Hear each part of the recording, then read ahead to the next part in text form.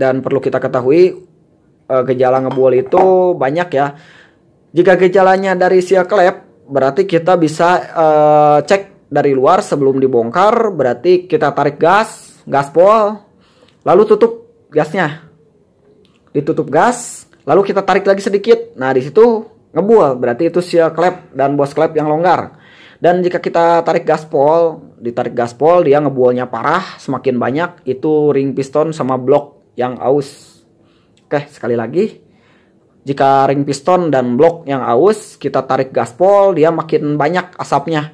Dan jika hanya dari seal clamp dan boss clamp, kita tarik gaspol, asapnya hilang, kita tutup, gasnya dia ngebul. Lalu kita gas lagi sedikit, itu ngebul, berarti itu dari seal clamp. Oke, apa kabar saudara semua? Senang berjumpa kembali dengan Anda. Oke, kali ini kita akan membahas penyebab motor itu berasap putih, ngebul, ataupun kebakaran. Dan oke, kita bahas satu persatu.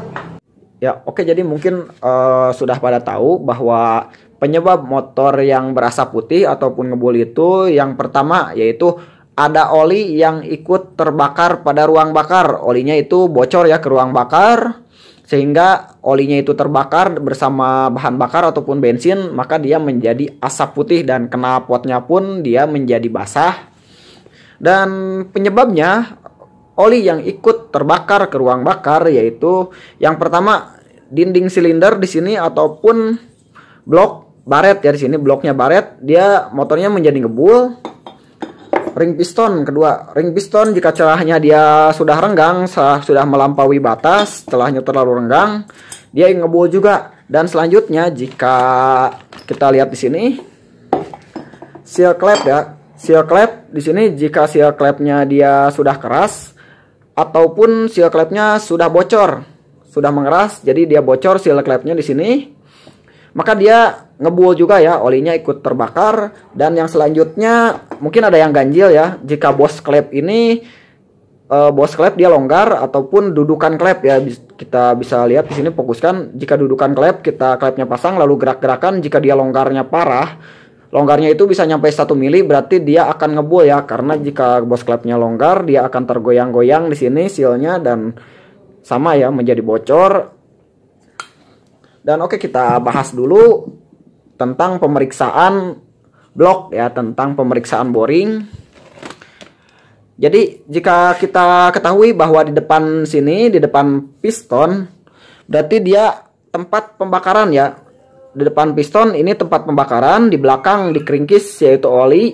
Maka oli yang di keringkis itu disekat oleh ring piston ya, disekat oleh ring piston, sehingga oli yang datang ke piston lalu disekat lagi oleh ring, balik lagi ke belakang ke keringkis dan seterusnya. Dan jika boringnya baret, maka oli yang dari belakang itu jeblos ke depan ya, jeblos ke ruang bakar dan ikut terbakar bersama bahan bakar. Dan selanjutnya jika ring piston celahnya renggang, sama ya, olinya itu juga ikut terbakar. Mungkin sudah tahu pada dasarnya penyebab dinding piston baret itu penyebabnya oli yang kering. Jadi oli itu walaupun olinya bekas, tetapi kalau mesin itu masih ada olinya, bloknya itu tidak akan baret.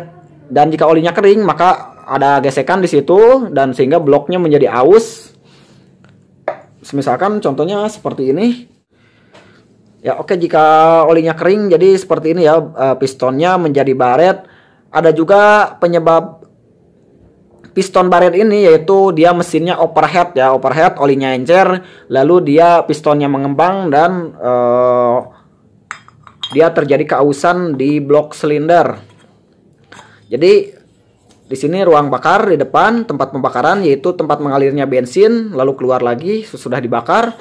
Dan di sini tempat keringkis ya, masuk ke keringkis dia oli. Berarti jika dinding piston baret dan piston baret itu jelas-jelas ngebul ya, karena olinya jeblos ya dari sini ke depan ya, dari keringkis ke depan.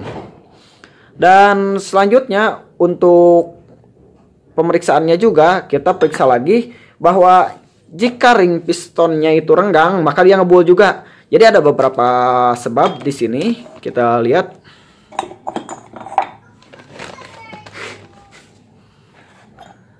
Jika dinding pistonnya tidak baret, misalkan dinding pistonnya masih mulus, kita raba belum ada yang mengganjal, belum ada yang baret, tetapi motornya ngebul. itu masih bisa perbaiki dengan cara mengganti ring piston. Oke, misalkan kita tes ya untuk celah kerenggangan ring piston ini. Kita pasangkan lalu kita masukkan ke dalam, karena ring piston itu tidak mencapai puncak ya, sampai sini dia gerakan ring piston itu. Berarti kita ukur di sini untuk celah ring piston kita fokuskan dulu. Untuk celah ring piston di sini berkisar yaitu 0,15, 0,20 sampai dengan 0,100 ataupun 1 mili. Ya, di sini mungkin jika lebih dari 1 mili dijamin motornya itu ngebual. Kita lihat di sini, ini ada puller. Ini yang paling tebal, biasanya puller itu ukurannya 0,100 ataupun 1 mili,00 ya. Jadi jika kita tes dengan menggunakan puller seperti ini, jika dia sudah 1 mili dijamin ngebual motor itu, karena oli dari belakang dari keringkis jeblos ya ke ruang bakar ataupun ke head tempatnya masuk bahan bakar, ikut terbakar. Jadi ini batasnya yaitu 1 mili. Jika lebih dari 1 mili ataupun 0,100, ini 1 mili ya pullernya yang paling tebal, dia akan ngebul. Dan bagaimana jika boringnya tidak baret dan ring pistonnya renggang? Kita bisa ganti ring piston yang baru. Tetapi jika boringnya baret, diganti ring piston pun tetap yang ngebul karena boringnya sudah bergaris, banyak oli yang ikut tembus. Dan kita lihat di sini, ini bloknya yang baru ya. Kita lihat di sini, ini blok yang baru. Untuk blok yang baru dan ring piston yang baru kita ukur di sini. Oke, ini bloknya yang baru dan ring pistonnya yang baru. Kita ukur celahnya.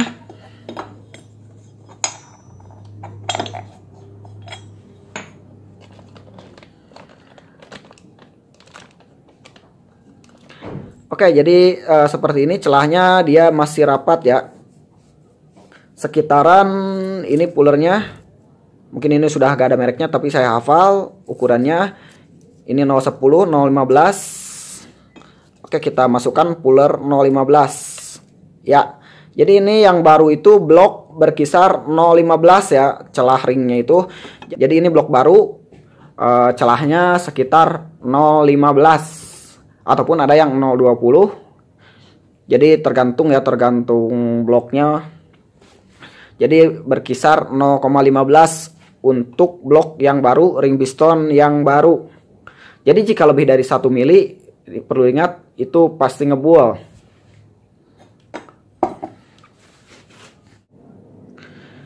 Oke, jadi untuk pemeriksaan ring piston ini, jadi jika bloknya kita buka, ring pistonnya harus kita periksa satu persatu ya. Kita masukkan ring piston yang paling atas ke blok, lalu kita ukur.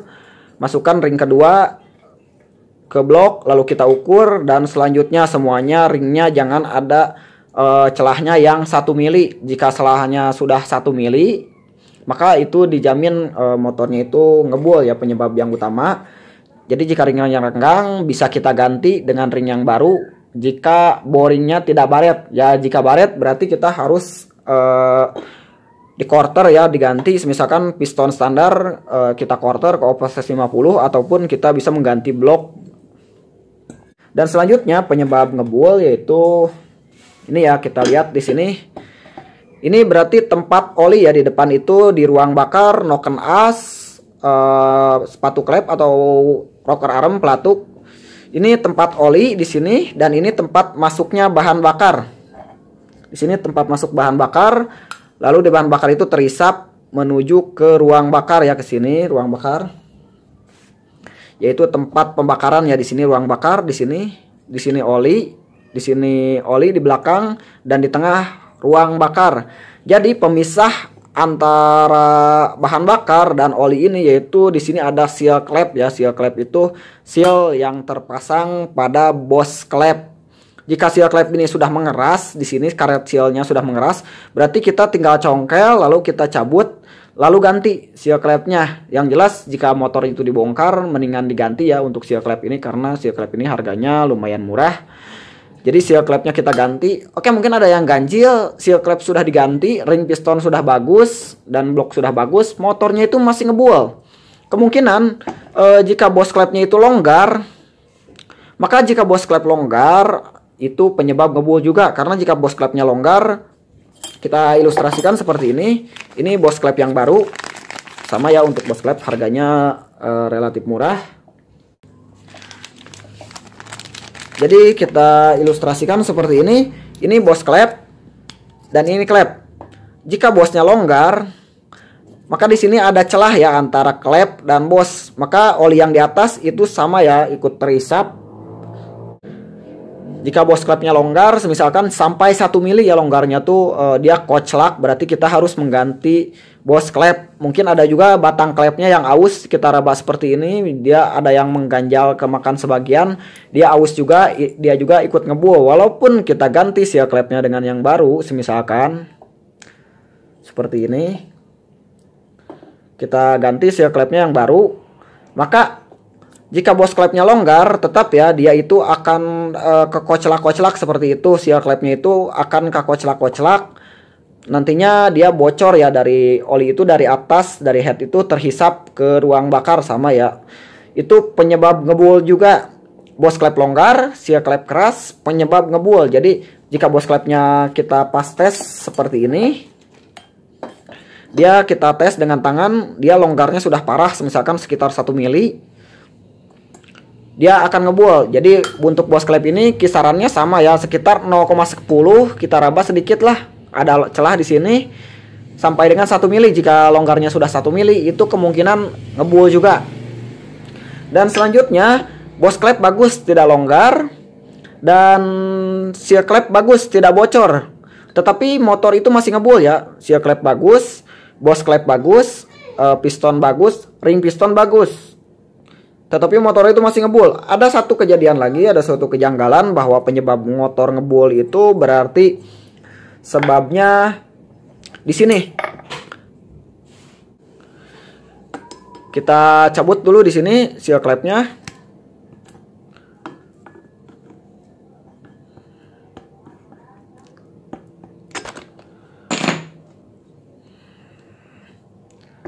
Oke, seperti ini.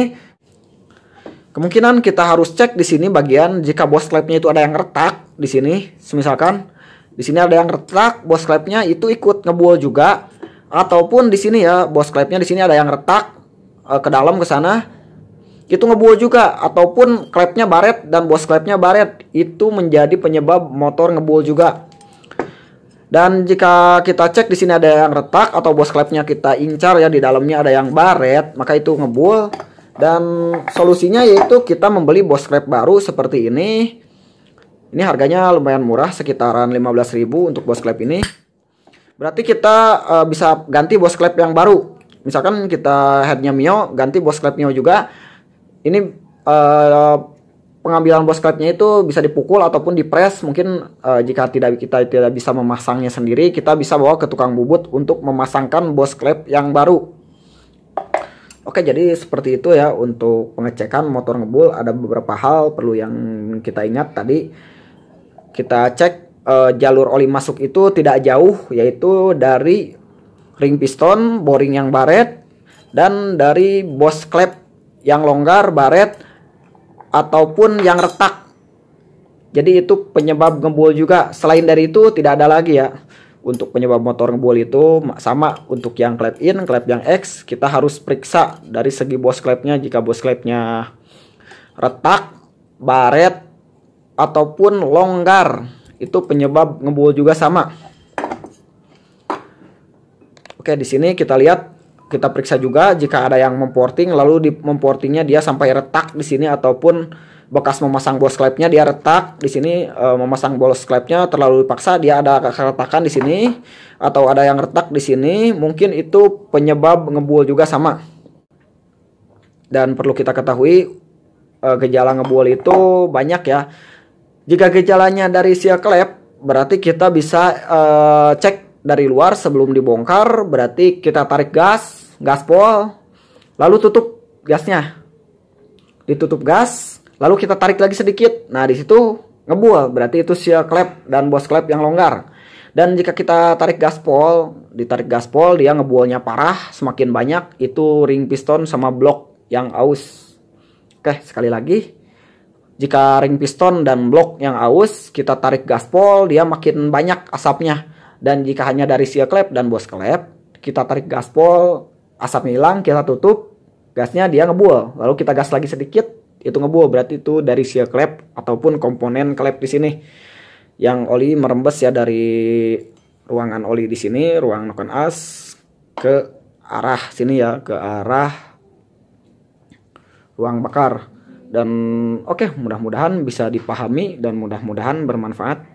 Oke, jadi untuk penyebab ngebulnya yaitu yang seperti tadi. Dan oke, mudah-mudahan bisa dipahami dan mudah-mudahan bermanfaat. Untuk trik-trik ngaco lainnya dan video selanjutnya silahkan klik subscribe ya dan nyalakan notifikasinya. Sampai jumpa tahun depan.